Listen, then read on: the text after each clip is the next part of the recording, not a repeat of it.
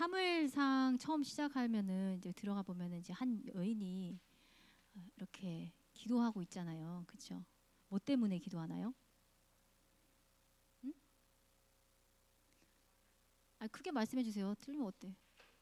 아이를 못 낳아가지고 불임이라 가지고 아기 좀 낳게 해달라고 기도하잖아요. 그래서 아기만 낳게 해주면 삭도를 대지 않고 그냥 평생을 하나님께 드리겠습니다. 이제 막 이렇게 서원을 하죠. 그래서 나 누구를 낳나요? 예, 사무엘이 그렇게 해서 태어나게 되죠. 그래서 진짜 아기가 젖된 다음에 그 하나님의 집에 보내서 키우게 되는데요. 한편 엘리 대제사장의 두 아들이 있었어요. 홈리와 비느하스. 사무엘상 2장 30절 함께 읽어보겠습니다. 시작.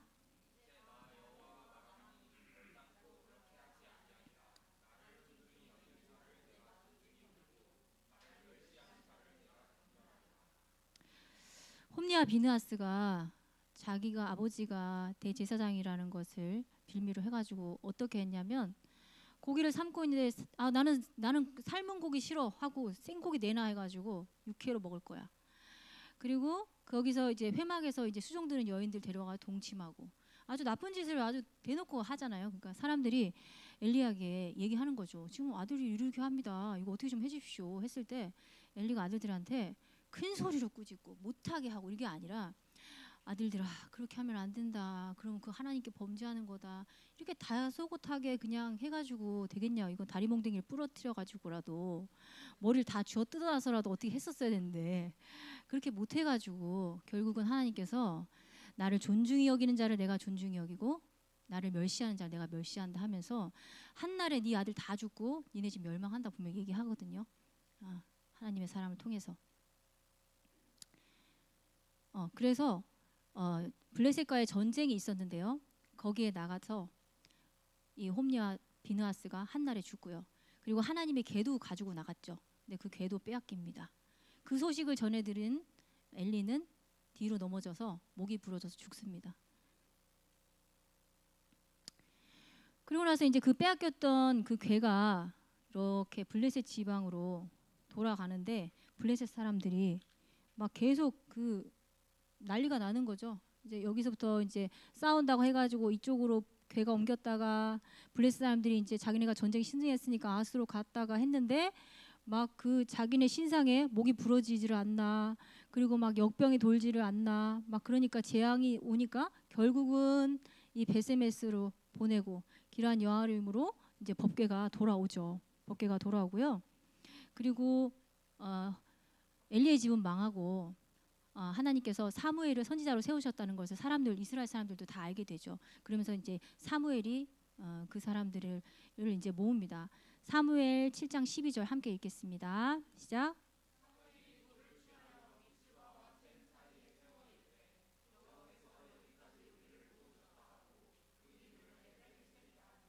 아멘. 네.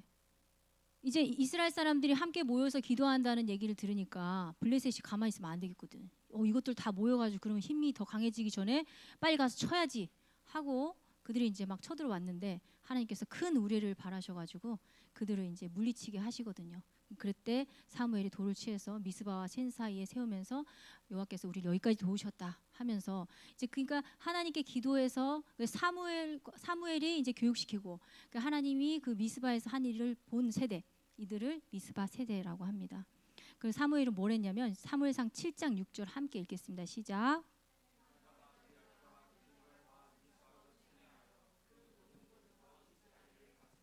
네. 사무엘은 사사로서요. 순회 공연을 했네요. 이렇게 순회하면서 뭐 했을까요? 음, 하나님 말씀 가르쳤겠죠. 하나님 말씀 이거다. 이거 하면 안 돼. 이거 해야 돼. 하면서 하나님 말씀을 이렇게 순회하면서 가르쳤죠. 그렇게 다스리니까 사람들이 당연히 그들의 마음밭이 좋아지게 있겠죠. 하나님 잘 섬기겠죠. 그랬는데 이제 사무엘도 늙잖아요. 늙으니까 그가 늙어서 자기 두 아들을 이제 제사장으로 사사로 세웁니다. 근데 사람들이 보니까 너무나 안타깝게 이것도 자식 교육이 잘 안 됐는지 사무엘의 아들들도 판결을 굽게 하고 뇌물을 받는 거야. 그러니까 사람들이 당신의 아들들도 지금 이 모양인데 그냥 우리에게 왕을 주십시오. 왕의 제도를 우리에게 주십시오 하고 말하죠. 그러니까는 사무엘이 아니 왕이 있으면 너네들한테 좋은 게 아니고 니네들이 그 왕의 노예가 되는 거지, 종이 되는 거지 하고 말하는데 말 안 듣죠. 사무엘상 8장 11절 함께 읽겠습니다. 시작. 백성이 사무엘의 말 듣기를 거절하여. 아멘. 그러니까 사무엘이 굉장히 슬퍼합니다. 그러니까 하나님께서 뭐라 하냐면 사무엘 슬퍼하지 마. 저들이 너를 버린 게 아니고 나를 버린 거야. 그러니까 왕을 원하니까 왕의 제도를 줘. 그리고 왕의 제도가 뭔지 알려줘. 하면서 이제 그들에게 이제 왕을 주십니다. 첫 번째 이스라엘의 첫 번째 왕이 누구예요? 사울이죠. 사울이 처음에 왕이 됐을 때는 굉장히 준수한 사람이었어요. 효심도 지극했고요. 겸손하기도 했고, 그리고 뭐 믿음도 있었고, 다른 사람의 말에 귀 기울이는 그런 사람이었습니다. 그랬는데 그가 정치한 지 한 2년 만에 그가 이제 변하죠. 사무엘상 15장 22절 함께 읽겠습니다. 시작.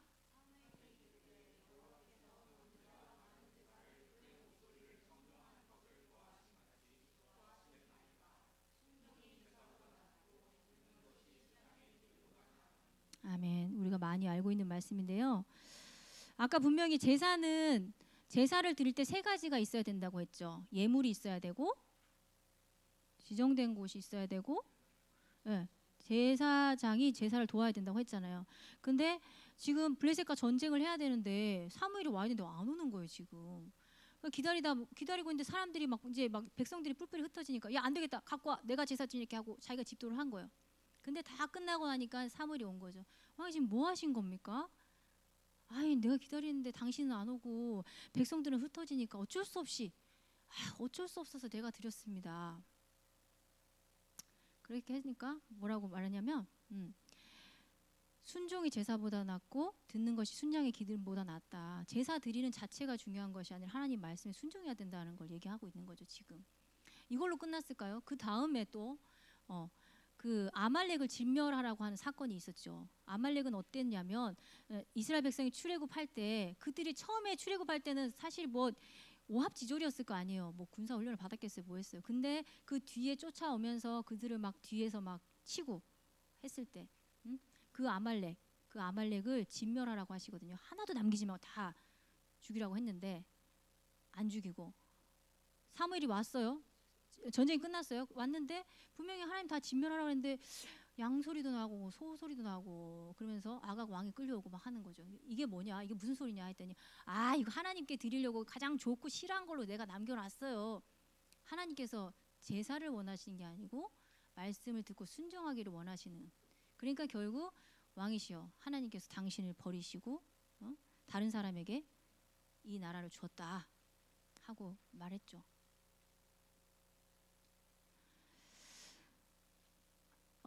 또 블레셋의 장군 그 키 크고 거인 같은 사람 누구죠? 골리앗이 나와가지고 골리앗과 전쟁에서 승리한 사람 누굽니까? 다윗. 그래가지고 이들이 이제 승리하고 이제 돌아가죠. 성으로 돌아갔을 때 여인들이 이런 노래를 불렀어요. 사울이 죽인 자는 천천히고 다윗은 만만이라. 이 노래 하나가 이게 또 사울을 완전 뒤집어 놓은 거죠. 다윗이 죽을 때까지 다윗을 쫓아다닙니다.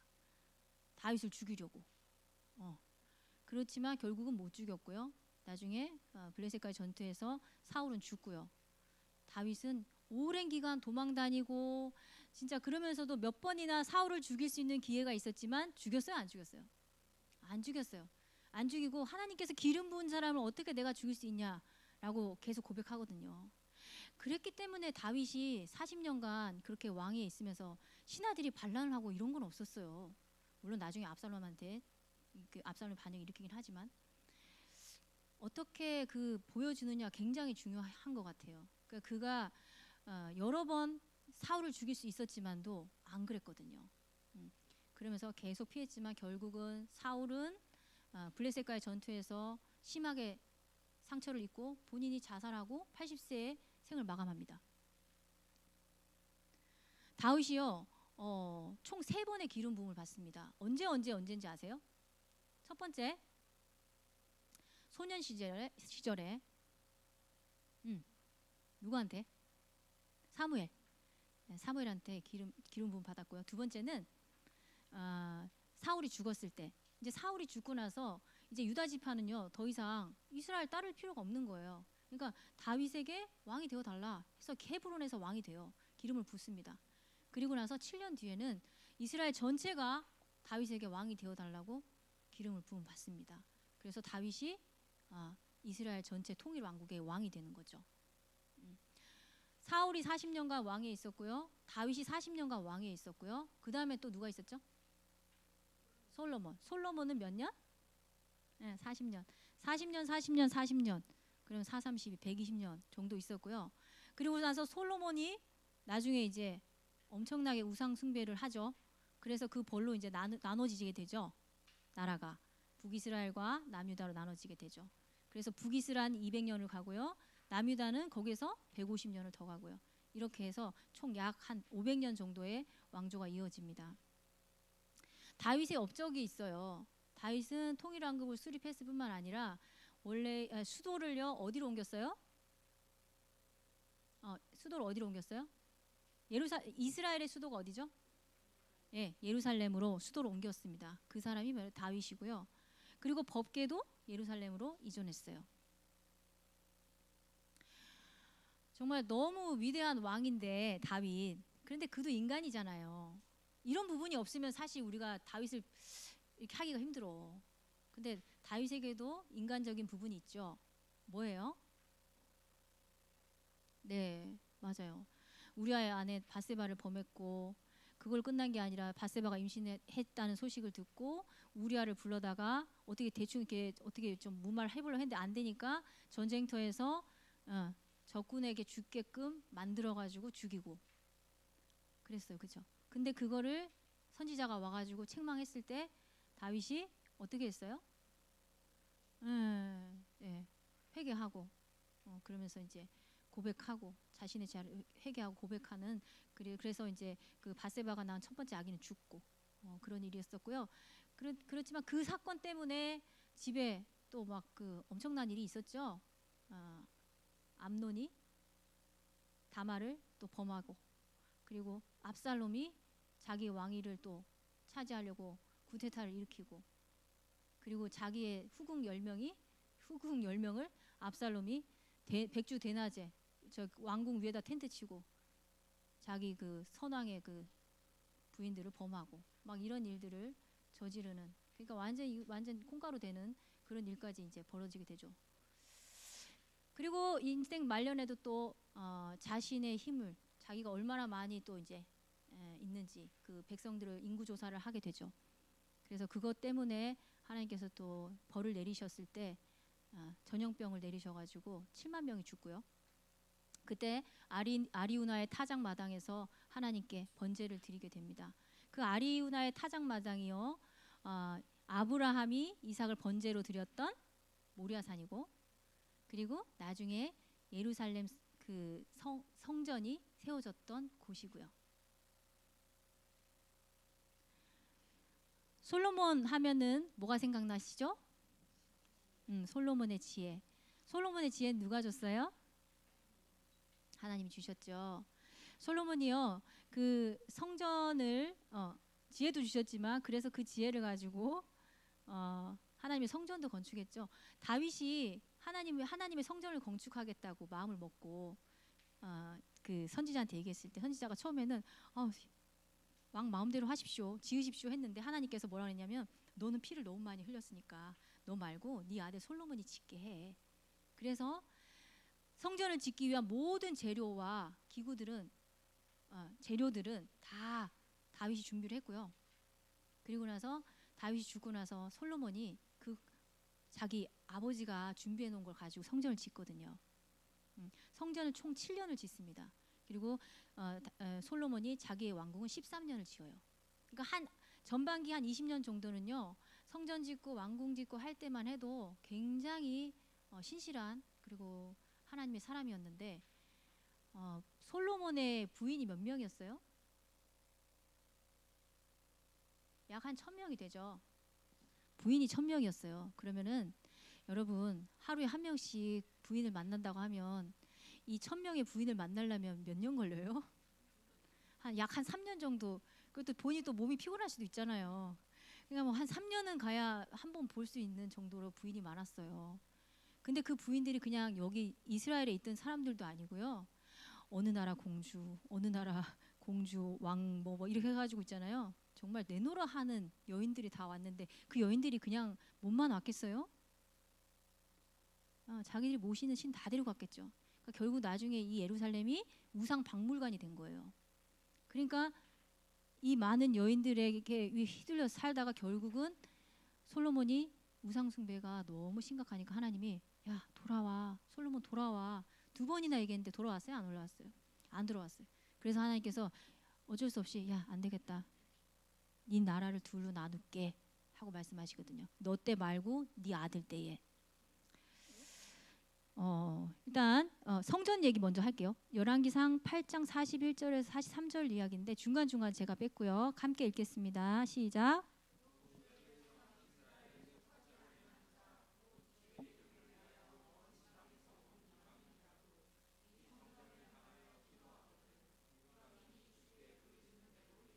아멘. 성전을 분명히 지었지만 그 유대인들만의 성전이 아니었어요. 이 성전을 짓고 나서 솔로몬이 기도한 내용을 보니까요.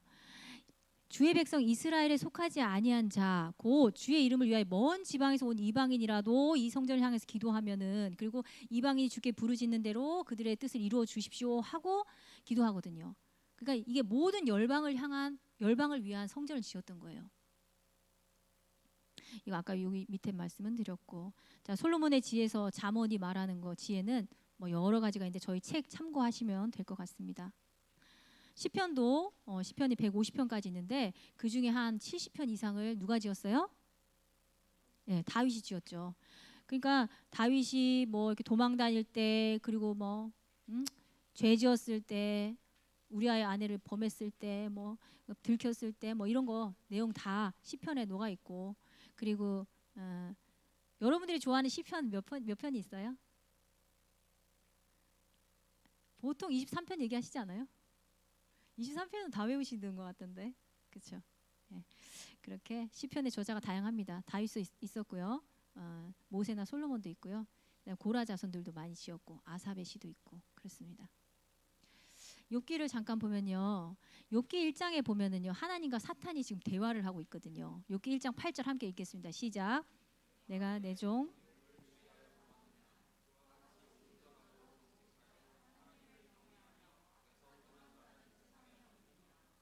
네. 너 욥 봤어? 사탄에게 물어보는 거예요. 그렇게 정직하고 악에서 떠난 사람 봤어? 하고 물어봤을 때 사탄이 뭐라 그래요?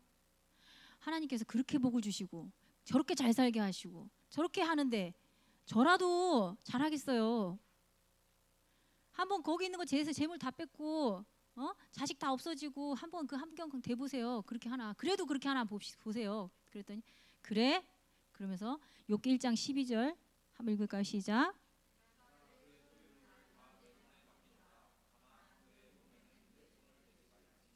예. 그래 좋아. 그럼 네가 마음대로 해봐. 대신 생명에 손대지 마. 그렇게 해서 하나님과 사탄의 대화로 시작돼서 욥이 이유 없는 고난을 당하는 게 이 전체 이렇게 쭉 흘러가는 거예요. 그래서 갑자기 하루아침에 자식 다 죽고 집 다 무너지고 가축들 다 뺏기고 그리고 온몸에 막 그냥 종기가 나고 그 상황 가운데 욥이 1장 21절 뭐라고 얘기하나요? 함께 읽을까요? 시작.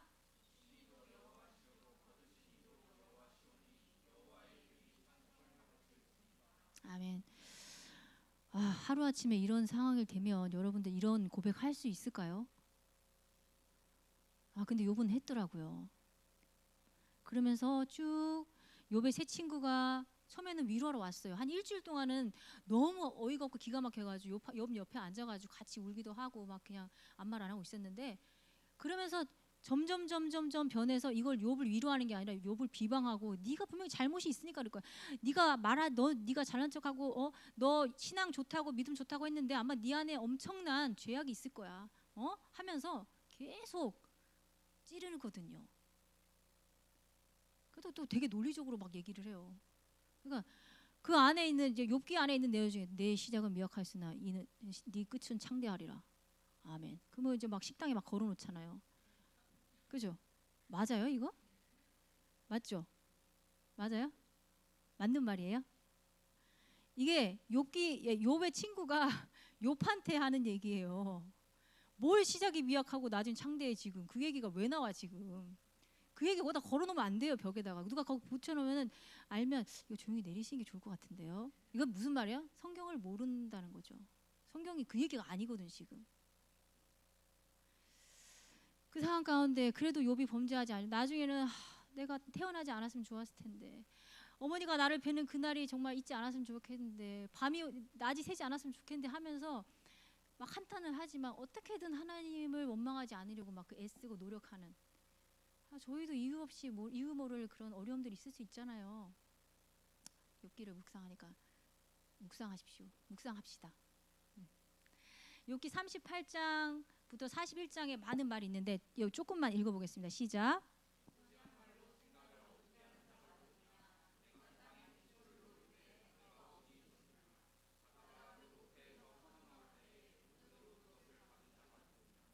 네, 하나님께서 등장하시고요. 드디어 하나님이 어떤 분이신가를 이제 얘기합니다. 내가 땅에 기초 놓을 때 내가 어디 있었냐. 바다가 그 모태에서 터져나올 때 문으로 그것을 가둔 자가 누구냐 하면서 하나님께서 하나님 되심을 설명할 때 드디어 욥이 지금 고백하거든요. 욥기 42장 5절입니다. 시작.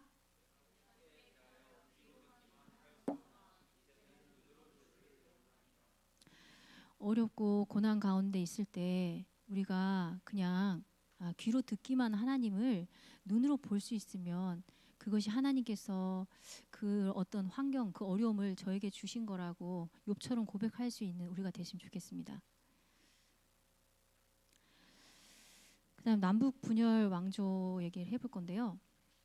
이게 이제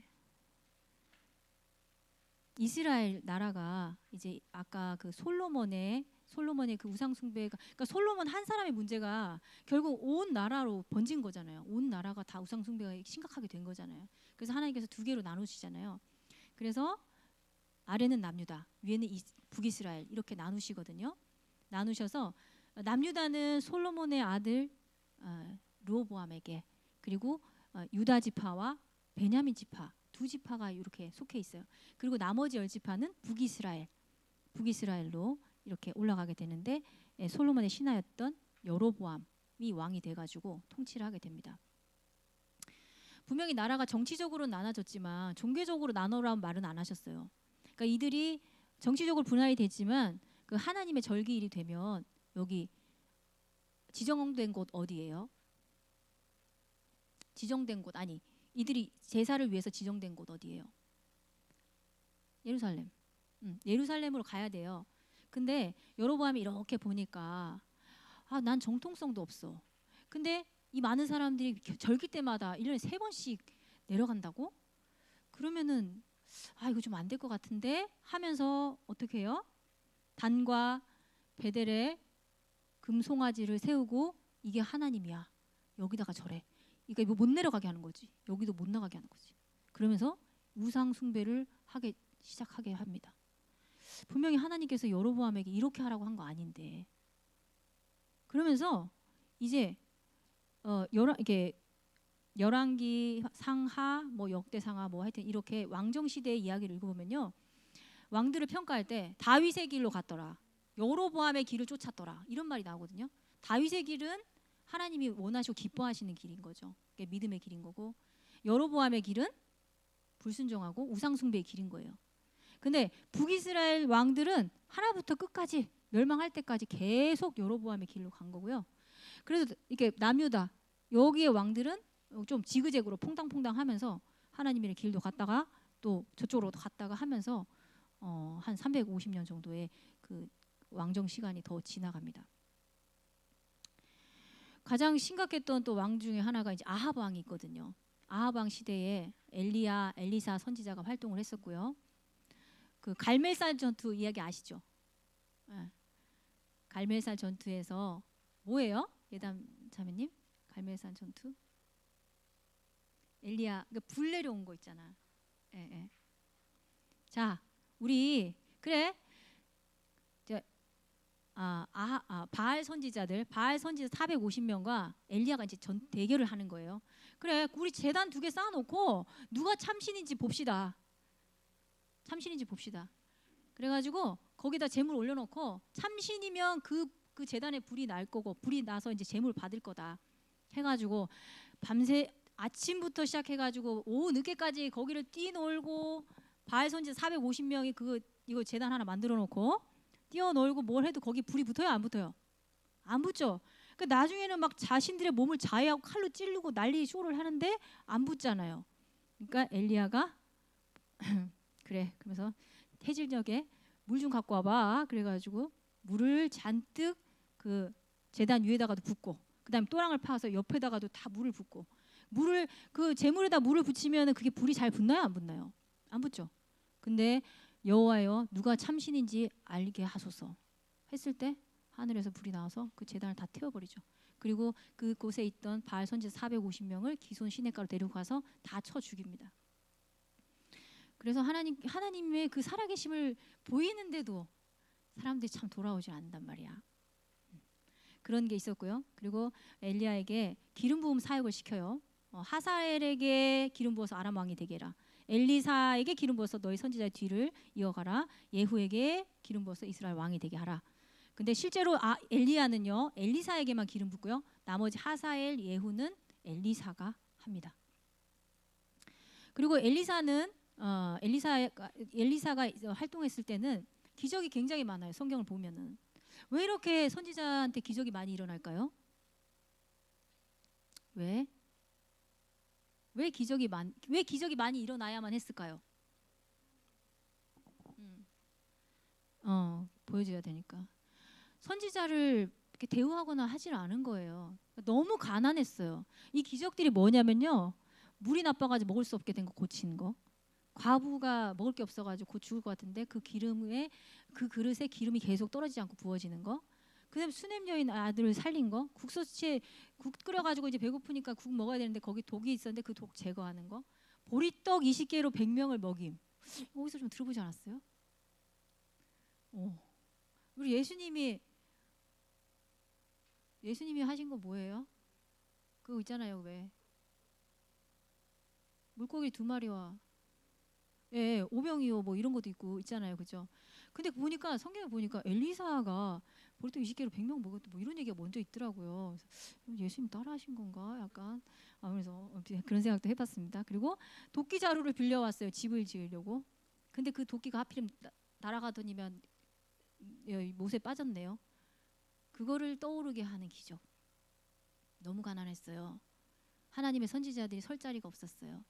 그러니까 하나님께서 기적을 보이시면서 그들을 살리시는 그런 얘기가 들어 있습니다. 이 당시에 이제 아모스나 호세아 선지자가 사역을 했었는데요. 아모스는 두고아 목자 출신이고요. 북이스라엘의 멸망을 선포했습니다. 그 아모스가 활동했을 때가 여로보암 2세 왕이 있었을 당시인데, 그때가 북이스라엘이 굉장히 번영했었어요. 근데 부자들은 너무 부자라서 여름궁이 따로 있고 겨울궁이 따로 있고 맨날 뭐 파티하고 뭐하고 하는데, 가난한 사람들 너무 가난해가지고 겉옷이 하나밖에 없어. 근데 너무 가난하니까 그걸 어떻게 좀 이렇게 대여해가지고 뭘 먹고 뭐 할 텐데, 밤에 그게 없으면 추워서 오도도로 떨어요. 죽을 것 같아. 근데 그거를 돌려주지 않는 거예요. 그러니까 너무 가난한 사람들 너무 가난하고, 응? 그런 상황에 있으니까 뭐라 그래요? 야, 정의를 물같이 공의를 마르지 않는 강같이 흐르게 해라. 가난한 사람들에게도 좀 하나님의 그 공의, 하나님의 정의, 하나님 율법만 제대로 지켜졌으면 이런 일이 없잖아요. 아까 봤잖아요. 레위기에 뭐라 했어요? 밥모퉁이 남겨두라고, 포도 다 따지 말라. 이런 거 안 하면 좋을 거 아니야. 전혀 이루어지지 않는 거예요, 이게. 호세아 선지자는 더해요. 가서 결혼하라 그랬는데 어디서 이렇게 음란한 여사제인데, 그게 이게 우리가 생각하는 사제가 아니라 가서 그냥 이렇게 음란한 행위를 하는 그런 사제 중에 한 사람이었지 않나 얘기합니다. 근데 그 고멜을 데리고 와서 결혼을 했어요. 음란 여자 데리고 와서 자식도 낳았어요. 그러면 웬만하면 자식도 낳고 살아야 되는데 그걸 못 버려. 그럼 또 가서 음란한 짓을 계속 하고 있는 거예요. 그럼 하나님께서 또 데리고 오래. 그럼 돈을 많이 주고 또 데리고 와요. 얼마나 이게 막 비참해요, 그죠? 근데 하나님께서 이스라엘 백성을 보는 내 마음이 이렇다. 이스라엘 백성이 지금 나한테 이러고 있다는 거예요. 너희들의 음란과 너희들의 죄악이 내 앞에 이런데도 하나님께서 돌아오라고. 그러면 다시 또 회개하면 다시 받아주시겠다고 호세아 선지자 통해서 이렇게 선포하십니다. 요나의 기적은 뭐 너무 잘 아시죠? 니느웨가 아니라 다시스로 가다가 그 물고기 뱃속에 들어갔다가 결국 토해내가지고 갔죠. 가서 니느웨 큰 성읍을 원래 한 3일은 걸어서 빨리빨리 걸어서 선포해도 부족한데 한 반나절 정도 40일 뒤에는 멸망한답니다. 대충 얘기했는데 다 금식하고 베옷을 입고 회개하고 난리가 난 거예요. 이건 내가 원한 게 아닌데 이 성이 어떻게 되나 한번 보자 하고 보고 있었죠. 그랬더니 뭐 아무 일도 안 일어나는 거예요. 그러니까 하나님께서 요나가 이렇게 앉아있는 그늘이 박농쿨이 이렇게 지어 있었거든요. 근데 그 다음날 아침에 그 박농쿨이 없어. 그러니까 뜨거운 거야. 차라리 저를 죽이십시오 하면서 하나님께 불평하니까 하나님이 뭐라 그러세요? 야, 너는 네가 기르지도 않은 이 박농쿨을 이렇게 아까워하면서 이게 좌우에 분별하지 못하는 이 니느웨 많은 사람들을 내가 아끼는 것이 너무 당연하지 않냐? 하면서 요나의 답변 없어요. 그리고 끝이에요. 드디어 이제 북이스라엘 멸망합니다. 북이스라엘은 아까 어느 제국에 멸망당했다고 했죠? 어느 제국? 북이스라엘 첫 번째 제국, 아수르. 아수르에게 멸망당하는데요. 아수르가 이제 자꾸 내려오는 거거든요. 침략을 계속 아래쪽으로 내려오고 싶은 거예요. 이렇게 내려오고 싶은 거예요. 이게 북이스라엘이고, 근데 북이스라엘 가만히 보니까 안 되겠어. 내려올 것 같아. 그러니까 아람하고 손잡고 이제 여기 남유다하고도 손잡고 우리가 좀 막아내보자 하고 얘기를 하는데 남유다가 싫어. 내가 너네랑 왜 손잡아? 괜찮아. 그랬더니 그래? 그럼 우리 둘이 먼저 얘를 치자. 그리고 힘 모아가지고 아수르 나오면 대비하자. 이렇게 한 거예요. 그래가지고 지금 아람과 손잡고 북이스라엘이 남유다를 치려고 하니까 남유다가 아하스 왕이 아수르한테 도움을 청한 거죠. 가뜩이나 지금 아수르가 어떻게 하면 밑으로 내려올 수 있을까를 고민하고 있었는데 웬떡이야? 잘 됐네 하고 내려와서 넬름, 아람과 북이스라엘 다 먹었습니다. 그리고 나서 남유다한테 야 내가 이렇게 해결했으니까 돈 많이 줘야 돼. 엄청난 조공을 요구하죠. 근데 그때 분명히 이사야 선지자가 그렇게 하지 말라고 했거든요. 하나님께서 여기 남유다는 여기까지 못 넘어오니까 절대로 그렇게 하면 안 된다. 그리고 북이스라엘 형제의 나라를 그렇게 하면 안 되니까 절대 하지 말라고 했는데 아하스가 말을 안 듣죠. 그렇게 하고선 엉망진창이 된 거예요. 위에는 다 망했죠. 자기는 지금 엄청난 조공을 갖다 바쳐야 되죠. 이렇게 엄청나게 일을 저지르고는 아하스가 죽어요. 그러면서 그의 아들 누구예요? 히스기야. 히스기야가 왕이 됐어요. 히스기야가 왕이 돼서 뭐 개혁도 하고 뭐도 하고 하는데 자기도 생각해 보니까 아수르를 감당하기 어렵거든. 그랬더니 이제 이 히스기야는 어떻게 해요? 애굽하고 손잡아야겠다. 그러니까 아하스가 그러면 안 된다고. 여기랑 손잡아도 될 문제가 아니고 그냥 일단 기다리면 된다 했는데 말 안 듣죠. 근데 나중에 히스기야가 이제 이미 돌이키고 이제 하나님 앞에 기도하고 했을 때는 예루살렘 성 빼고 다 아수르한테 다 먹혔거든요. 그랬을 때 하나님 앞에 기도하고 하나님께서 이 이스라엘 성이 포위가 됐을 때 18만 5천 명의 그 아수르 군대가 이 예루살렘 성을 포위했을 때 히스기야가 그때서 하나님께 기도하고 그런데 그 다음 날 아침에 그 18만 5천 명이 어떻게 됐어요? 다 죽었어요. 다 죽었어요. 그리고 아수르 그 군대들은 다른 나머지들은 다 아수르는 물러갔고요. 그리고 나서 히스기야가 그 이후에 병이 들었었고 이사야 선지자가 와서 왕이시오 이제 짐을 정리하십시오. 당신 이제 곧 죽습니다. 했는데 하나님께 기도하죠. 하나님 그래도 제가 하나님 앞에 선한 일을 많이 하지 않았습니까? 하나님 좀 살려주십시오. 했을 때 하나님께 그래 너 15년 더 살아 하고 살려줍니다. 바벨론에서 사신이 왔어요. 그 아수르 군대를 물리쳤다고?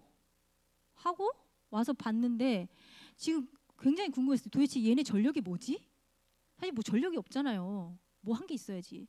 그럼 하나님을 찬양했어야지. 근데 히스기야가 왕궁에 있는 곡간을 다 보여줬어.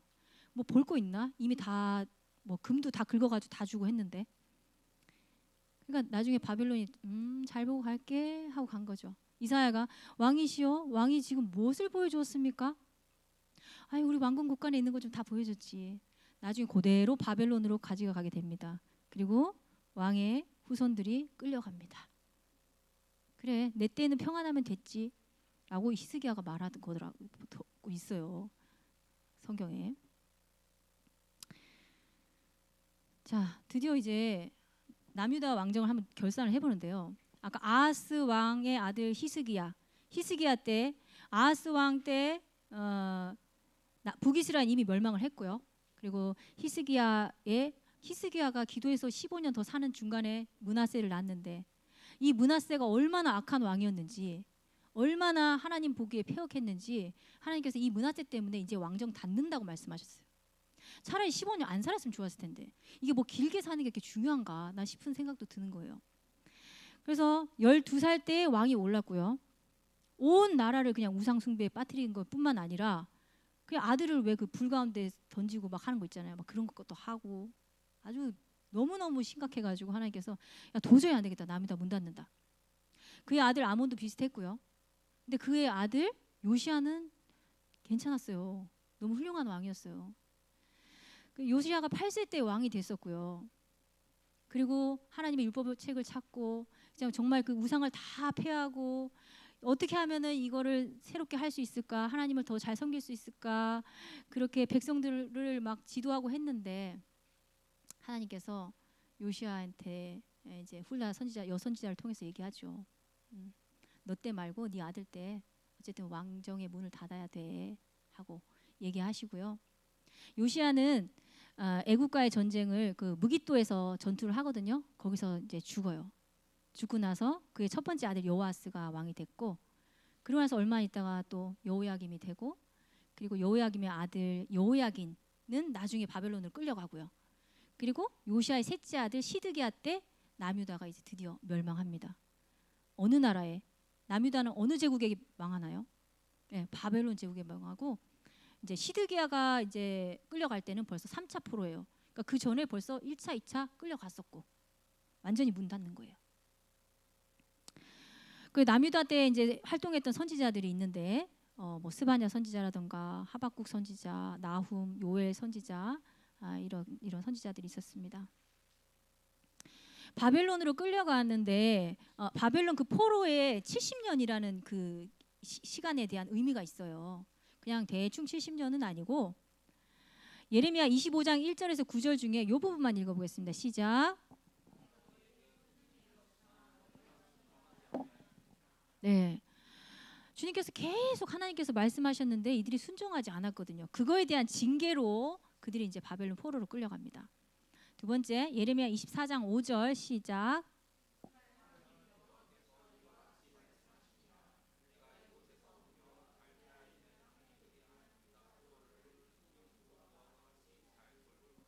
네, 그냥 징계로 끝나는 게 아니에요. 우리 하나님은 그런 분이 아니셔. 니네가 끌려가지만 그곳에서 아주 월등히 살아남고 극상품 무화과 나무가 돼서 돌아온다고 말씀하시거든요. 니네를 교육시키겠다는 거예요. 그 다음에 예레미야 25장 11절 시작.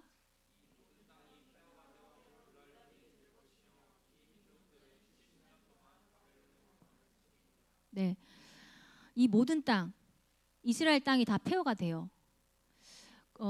이 이스라엘 백성들이 하나님께서 분명히 율법을 주셨고 안식일, 그다음에 안식년, 희년 이런 거 주셨거든요. 근데 그걸 제대로 안 지켰어요.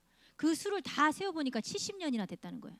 그래서 그 시간을 아예 그냥 싹 몰아가지고 70년 동안 여기서는 아무것도 안 하는 거예요.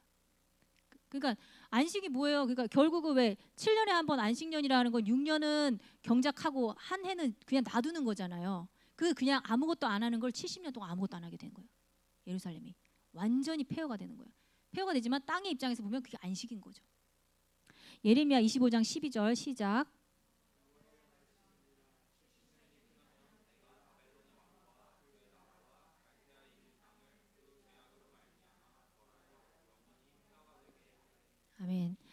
바벨론 성은 굉장히 초롱성이라서 결코 밖에서 쳐들어가서 안을 뚫을 수 없는 성이에요. 나중에 고레스 왕 때도요, 이 바벨론 성을 이게 싸워가지고 뚫은 게 아니에요. 그 안에서 문을 열어줬기 때문에 거기 안에 들어가게 되거든요. 그런데 그런 엄청난 그런 바벨론 제국, 바벨론 성이 멸망할 수 있을까라고 사람들이 생각했는데 그 성이 70년 만에 문을 닫는다는 얘기를 이미 하나님께서는 예레미야를 통해서 말씀하고 계세요. 그러니까 이 70년의 의미는 네 가지인데 징계, 교육, 안식, 제국의 수명. 이 네 가지가 이게 징계가 70년이고 교육이 70년이고 안식이 70년, 제국의 수명이 70년이다. 자, 이제 이렇게 끌려갔잖아요. 바벨론으로 포로로 끌려갔어요. 아까 에스겔은 자 1차 포로는 누가 끌려갔다 그랬죠? 네, 다니엘과 그 친구들. 그리고 2차는요? 1만 명의 고급 기술자들과 에스겔 선지자가 끌려갔습니다. 그러니까 에스겔이 그 땅으로 끌려갔을 때 하나님께 소명을 받았어요. 그때가 나이가 30 정도 됐었고요. 유다가 이제 징계를 받고 심판을 받을 거다. 그때만 해도 그러니까 2차 포로가 갔을 때는 아직 예루살렘이 멸망한 데가 아니에요. 아직 멸망 안 했어요. 시드기가 끌려가야 이제 멸망한 거니까. 근데 이 사람들한테 지금 희망을 줘도 부족한데 이제 저 성이 멸망할 거라고 계속 얘기하는데 좋겠어요? 빨리 어떻게 돼서 내가 거기 돌아가야 되는데 돌아가기는커녕 그게 망한다잖아요. 그걸 계속 선포하는 거야. 그러니까 듣기 싫죠, 그 사람들이. 그러니까 에스겔 말 듣기 싫은 거야. 그리고 이방 민족에 대한 심판도 선언하고요. 그렇게 하면서 또 마른 뼈 환상을 통해서 나중에 다시 회복될 것도 선포를 합니다. 성전에 대한 얘기도 하고요. 그래서 예루살렘 성이 멸망할 당시에 예레미야는 예루살렘에서 유대인들한테 뭐라고 얘기해요? 지금 항복해야 된다. 하나님께서 정하셨다. 예루살렘 문 닫을 거니까 빨리 항복하고 나가면 이렇게 다 파괴되는 건 막을 수 있으니까 포로로 끌려가야 된다라고 얘기하거든요. 근데 사람들이 안 듣죠.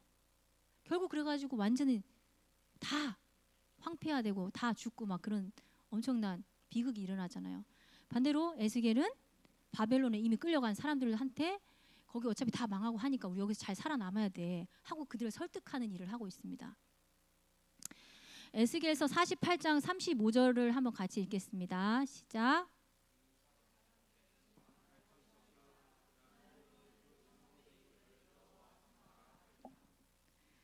(2022년 10월 3일에) 제가 이 말씀을 아침에 이제 큐티를 하고 묵상을 했어요.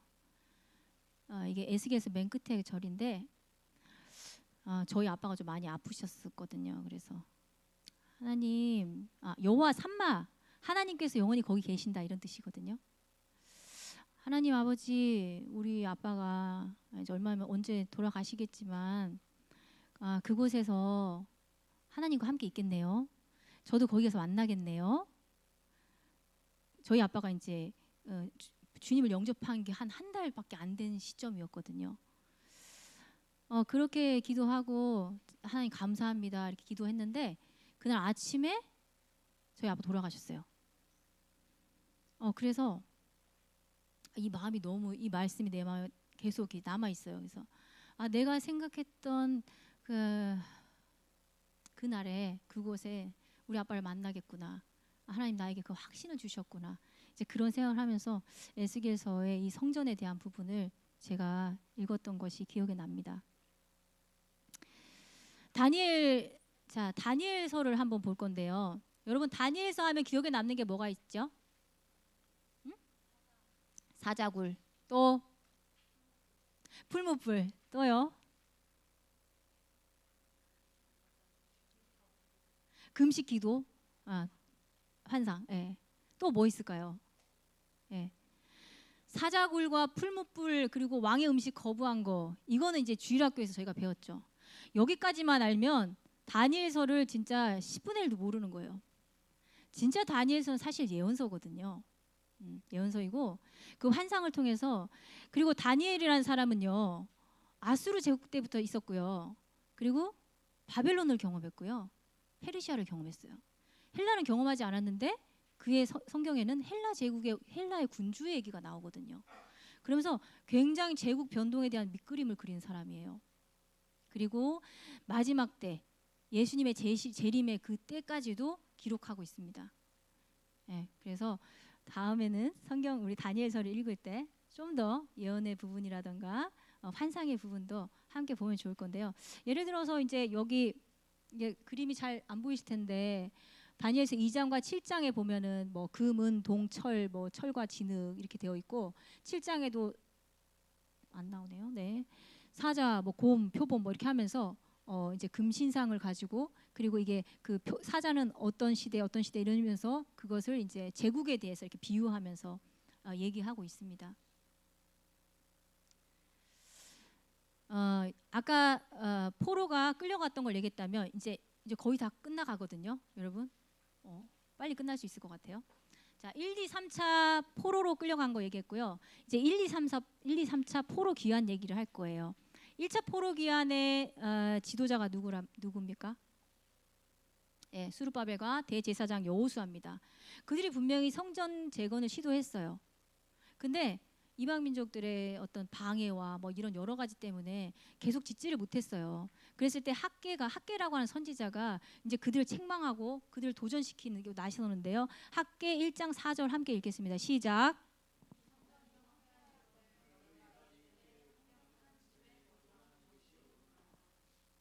아멘. 그러니까 분명히 여러분 생각해 보세요. 이미 이들이요 월등하게 극상품 무화과 나무로 그런 사람들로 우수하게 살아남았어요. 그렇죠? 페르시아 제국에 살면서 굳이 지금 예루살렘에 돌아가면요 고생길이 훤해요. 아무것도 없잖아요. 근데 그걸 알면서도 그 사람들이 그 모든 안락함을 버리고 돌아간 사람들이에요. 이 귀한 산 한 사람들이에요. 그냥 간 게 아니에요. 진짜 안락함을 다 버리고 간 거예요. 굉장한 사람들이에요. 그런데도 막상 가서 보니까 성전 짓는 게 쉬운 게 아니거든요. 그러니까 하다가 포기하고 결국 뭐 했냐? 자기 집들을 제대로 이제 막 짓고 있는 거예요. 그래 너네들은 그냥 아주 편박한 집에 살고 있는데 지금 아직 성전 하나 못 짓고 저러고 있는데 이거 맞는 거냐? 이거 옳은 거냐? 이러면 안 되지 않니? 다시 지어야지. 책망과 권면과 막 이런 걸 학개 선지자가 하고 있죠. 그다음에 스가랴 3장 4절 중반절 함께 읽겠습니다. 시작.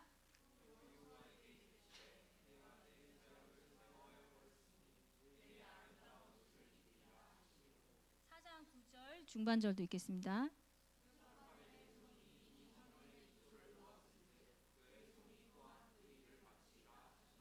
네, 학개 선지자가 이스라엘 백성들에게 그 유대인들에게 그렇게 막 이렇게 책망하면서 야 너네 이렇게 하면 안 되지 다시 성전 건축해야지 하고 말했고 스가랴 선지자도 뭐라고 하냐면 그 여호수아에게 그 누더기 같은 옷을 여호수아가 입고 있는 거예요. 근데 그것을 빨리 벗겨버리고 네 죄악에서 벗어나고 아름다운 옷을 하나님께서 입히시라고 했거든요. 그러니까 그에게 권위를 다시 부여해주고요. 그리고 스룹바벨의 손이 처음에 이 성전 놓는 기초를 시작했잖아요. 그러니까 그가 마칠 거라고 격려하고 독려하고 하는 거예요. 지금 이 두 선지자가 나서서 이스라엘 백성들에게 계속 독려하고 그리고 격려하면서 권면하면서 이제 이들이 다시 성전 건축을 하기 시작합니다. 그래서 너무 감사하게 고레스의 조서가 이제 이 당시의 왕이 다리오 왕이었거든요. 다리오 왕이 고레스의 조서를 이제 발견하고 이제 야 거기 빨리 그 성전 짓는데 도와줘 방해하지 마 하면서 조서를 또 내려주죠. 그래서 성전이 건축이 됩니다. 1차 귀환과 2차 귀환 사이에 에스더 이야기가 있어요. 에스더 이야기 너무 잘 아시죠? 예? 그래서 에스더가 죽으면 죽으리라 하고 나아갔을 때 왕이 귤을 딱 내밀어가지고 잡아가지고 살았고 그리고 그 대적 하만도 결국은 하만이 죽었고 그죠? 그리고 그들이 결국은 거기서 살아난 걸 너무 기뻐하면서 만들어진 절기가 뭐예요? 네, 불임절이죠. 불임절. 네, 불임이라는 게 제비 뽑다라는 거거든요. 그러니까 제비 뽑아가지고 이날 이 유다인들 다 죽이겠다고 했던 그 날에 이 사람들이 다 살아난 날이거든요. 그래서 이웃들한테 막 예물 주면서 선물 주면서 이렇게 서로 기뻐하면서 나누는 그 날들 얘기가 있습니다. 그리고 2차 귀환 성전을 지었어요. 성전 뭐 사실 뭐 옛날 솔로몬 성전에 비하면 뭐 얼마나 어땠겠어요. 사실 초라하고 별 볼 일 없죠. 어쨌든 간에 성전이란 게 있어요. 근데 성전만 있으면 돼요? 뭐가 있어야 될까요? 성전에서 하나님께 제사를 드리려면 뭐 있어야 돼요? 예물도 있어야 되고 제사장도 있어야 되고 사람들은 있어요. 근데 그러면은 어떻게 드리지? 뭘 어떻게 해야 되지? 이거에 대한 게 지금 없잖아요. 에스라가 자기가 성경을 공부하고 연구하고 해봤더니 자기가 아론의 16대 손이었던 거예요. 자기가 발견하고 찾아냈어. 그러면서 내가 예루살렘에 가서 사람들에게 하나님 말씀도 가르치고 제사가 어떻게 드려야지도 가르치고 한 걸 좀 내가 알려줘야겠다. 그런 마음을 가지고 사명을 가지고 이제 가게 됩니다. 근데 갈 때 8장 21절 함께 읽어보겠습니다. 시작.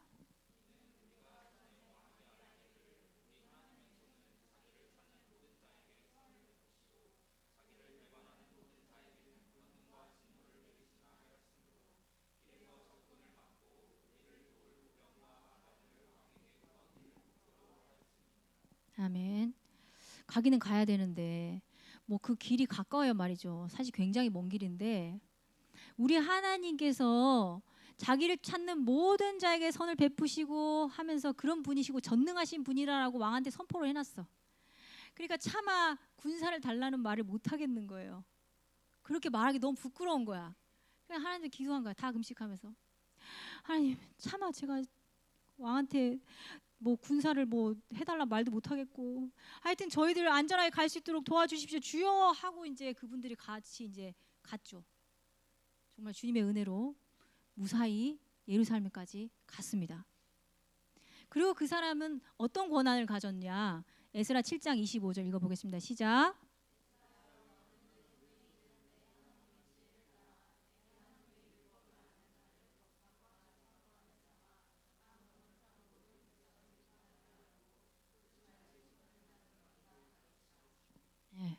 에스라에게요 왕이 하나님의 지혜를 따라서 내 하나님의 율법을 아는 자를 법관과 재판관으로 삼아서 그 재판하고 다스리라는 그 권한을 준 거예요. 에스라에게.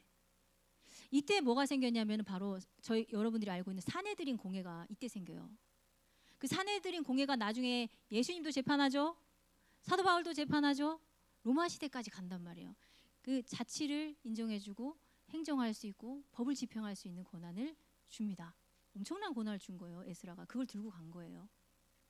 에스라 끝에 보면은요 이방 아내와 그 소생을 내쫓기로 결의를 했고요. 그것을 그 마지막 에스라 10장에 가보면은 이방 아내 맞이한 자들의 명단이 공개돼요. 그러면서 봤더니 사실은 대제사장 여호수아가 이방 여인과 결혼했었어요. 그래서 그가 이런 죄악이 있었던 거예요. 결국은 이제 그런 걸 다 내쫓기로 결의하고 그 안에 그런 일들을 행한 것들을 에스라서에서 얘기하고 있습니다. 이제 3차 귀환이네요. 이제 몇 장 안 남았을 때 PPT. 1차는 느헤미야, 2차는 에스라, 3차는 1차는 스룹바벨, 2차는 에스라, 3차는 느헤미야. 지도자가 이제 귀환하죠. 성전도 있고요. 그 성전에서 이제 말씀을 가르칠 사람도 있어요. 그런데 자 집이 있는데 담이 없어요. 그러면 어떻게 돼요? 집이 있는데 담이 없으니까 사람들이 그 성전이 있고 사람들이 이렇게 살 거 아니에요. 이렇게. 근데 담이 없어. 그러니까 이방 민족들이 아무 때나 쳐들어오고 그리고 또 막 산짐승들이 와가지고 막 해코지하고 이런 일들이 자꾸 일어나니까 굉장히 살기가 어려운 거예요. 그런 이야기를 들은 느헤미야가 느헤미야 1장 11절 함께 읽겠습니다. 시작.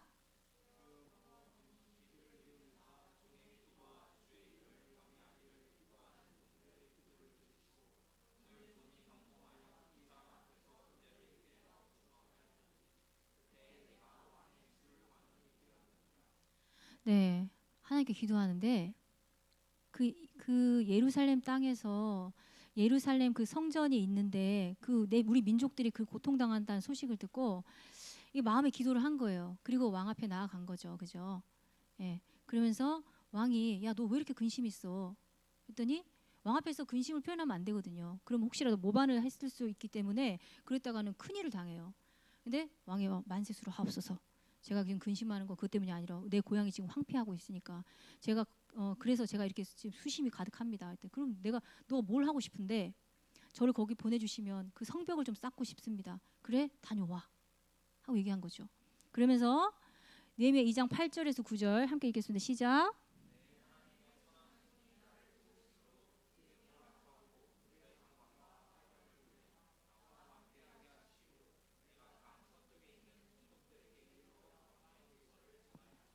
아멘. 하나님의 선한 손이 나를 도우셔가지고요. 아까 에스라는 선한 손이 도와서 군대와 마병 없이 갔어요.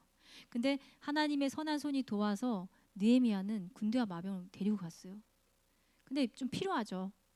왜냐하면 지금 성벽을 쌓아야 되는데 성벽을 쌓으려고 하는데 이민족들이 싫어하잖아요. 유대인들이 잘 되는 거 싫어하거든요. 이스라엘 성 쌓으면 저것들 반역하고 또 모반하는 거라고 하고 막 계속 찌르고 방해하고 막 이런단 말이에요. 그러면서 어쨌든 간에 느헤미야는 이렇게 군대와 함께 가고요. 그리고 그쪽 강 저쪽에 있는 총독들에게도 왕의 조서를 전해서 아주 스무스하게 가게 됩니다. 그럼 성벽 건설을 어떻게 하냐? 느헤미야 4장 17절 함께 읽겠습니다. 시작.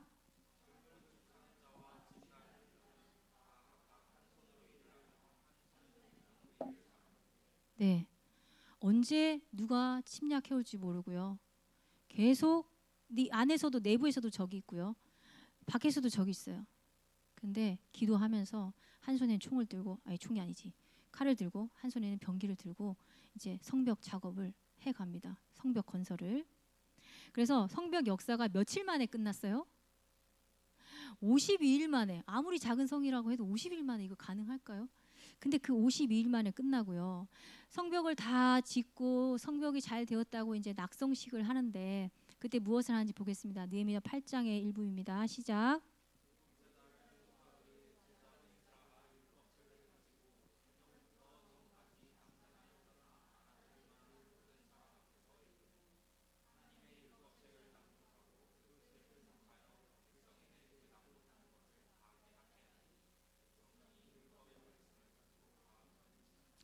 아멘. 네. 건설을 다 마쳤고요. 이제 정말 이 안에서 그 어린이들과 부녀자들과 노약자들의 그 웃음소리가 저기 먼 성에까지 들렸더라라고 이제 느헤미야서에 얘기하고 있는데 보면서 역시 제사장 에스라가 율법책을 가지고 새벽부터 정오까지 그냥 한두 장이 아니고 그냥 쭉 남자나 여자나 알아들을 만한 모든 사람 앞에서 읽고요. 그리고 그 뜻을 해석하고요. 그리고 백성에게 그 낭독하는 것을 다 깨달아 알게 하고요. 그랬더니 백성에게 어떤 일이 일어나요? 하나님 말씀을 듣고 깨달으니까 회개하고 울고 뭐 이런 일들이 일어나는 거죠. 예. 그래서 1차, 2차, 3차 귀환을 하면서 어쨌든 간에 그 예루살렘 성이 자리를 잡고 이렇게 할 수 있게 됩니다. 이걸 한번 도표로 한번 나타내 봤는데요. 그림이 조금 흐릴 것 같은데 아까 말씀드렸던 70년에 대해서 징계 교육 이게 됐다가 안 됐다가 하네요. 네. 교육 안식 수명에 대한 얘기를 했고요. 그리고 이제 다니엘서 1장에 보면 이제 1차 포로로 끌려간 다니엘과 그 친구들, 그다음에 2차 포로 에스겔과 1만여 명, 3차 포로 바로 예루살렘 멸망했을 때 시드기야와 그 나머지 사람들 이렇게 끌려갔었고요. 그다음에 에스라 1장에 보면 그 1차 귀환 얘기가 나오고요. 그다음에 그 1차 귀환에서는 스룹바벨이죠. 그리고 2차 귀환은 에스라서에도 나오는데 거기 나오고 3차 귀환은 느헤미야서에 나오는 성벽 건설한 이야기 이렇게 나옵니다. 예, 마지막입니다. 구약 성경의 마지막 책이 뭡니까? 말라기. 말라기서 1장 첫 번째 보면은요. 하나님께서 내가 너희를 사랑하였노라 이렇게 말씀하시거든요. 근데 이스라엘 백성들이 그 바로 밑에 줄에 한번 읽어보세요. 시작.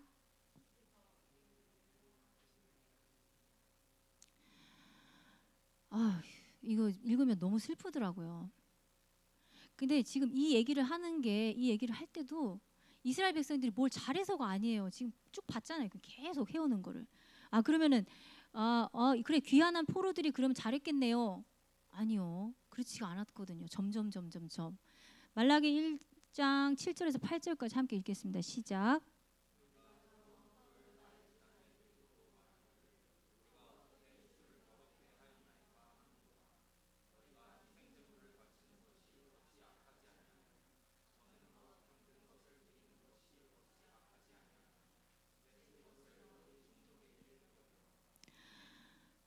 하나님의 전에 더러운 떡을 드리고요.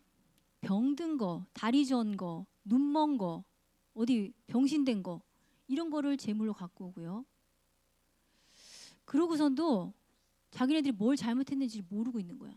제사를 드린다고 계속 제사를 드리는데 하나님께서 분명히 정한 것을 가져와야 되고 하나님께서 원하시는 예물이 아닌 것들을 갖다 내놓고 있으면서도 하나님한테 주께서 언제 우리를 사랑하셨습니까? 이렇게 말하고 있는 거죠. 말라기 1장 10절 중반 함께 읽겠습니다.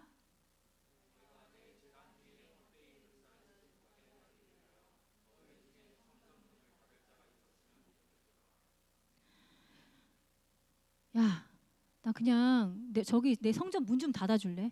니네 좀 안 들어오면 안 돼? 나한테 뭐 재산 좀 안 들여줬으면 좋겠는데 나 이런 거 진짜 받기 싫거든. 누가 저 문 좀 닫아줬으면 좋겠어.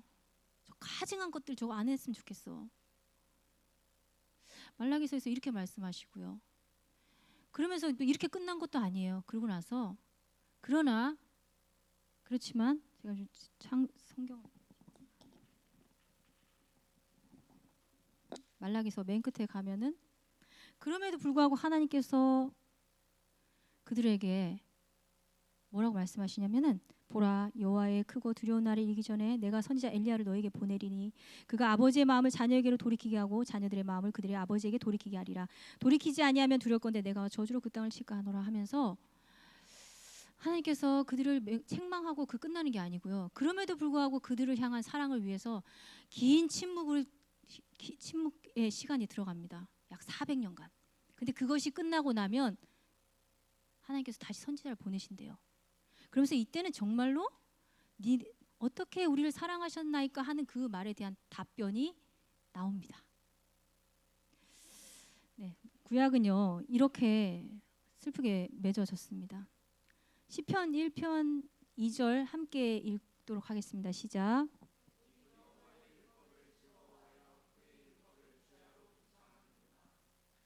아멘. 사랑하는 여러분, 저희가 하나님의 그 말씀을 정말 즐거워하고 그것을 주야로 묵상할 수 있는 저희들이 됐으면 좋겠습니다. 묵상을 하기 위해서는요, 말씀 한두 구절 갖고 안 되거든요. 많은 말씀을 읽고 많은 말씀을 내 안에 저장됐을 때 그것을 되새김질도 할 수 있고 꺼냈다가 넣었다가 다시 조리했다가 뭐 씹었다가 뭐 할 수 있는 거거든요. 그러니까 묵상한다고 하면서 하나님 없이 묵상하지 않았으면 좋겠어요. 그럼 하나님과 함께 하나님을 묵상하기 위해서는 우리가 말씀을 많이 알아야 돼요. 많이 봐야 돼요. 자나 깨나 일어나나 말하면 그냥 말씀으로 연결이 돼야 돼요. 그런 우리가 다 됐으면 좋겠어요. 올 한 해 내년까지 정말로 이 WBS를 통해서 여러분들이 하나님 말씀이 즐겁다, 말씀이 꿀보다 달다 이렇게 고백하는 우리 모두가 되기를 간절히 바라겠습니다. 제가 기도하고 마치겠습니다. 참 좋으신 하나님 아버지 감사합니다. 아버지 오늘 이렇게 긴 시간 동안 그러나 짧은 시간 동안 구약의 스토리를 함께 공부할 수 있도록 하나님께서 인도하여 주셔서 감사드립니다. 창세기를 시작하시면서 천지를 창조하신 하나님께서 보시기에 심히 좋았더라 그렇게 시작하셨지만 말라기에 가서 그들이 주님이 어떻게 우리를 사랑하셨냐라고 질문했을 때 하나님 마음이 얼마나 아팠을까. 지금 우리의 삶을 보면서도 우리가 그것을 깨닫지 못하고 있는 것에 대해서 주님이 얼마나 슬퍼하실까 그런 생각을 하게 됩니다. 하나님 저희들 올 한 해 정말 더욱더 말씀으로 무장하게 하시고 하나님과 함께 하나님을 묵상할 수 있도록 날마다 하나님 말씀을 주야로 묵상하고 율법을 즐거워할 수 있는 그런 우리 모두가 될 수 있도록 주님께서 인도하여 주시옵소서. 감사를 드립니다. 예수님의 이름으로 기도드립니다. 아멘.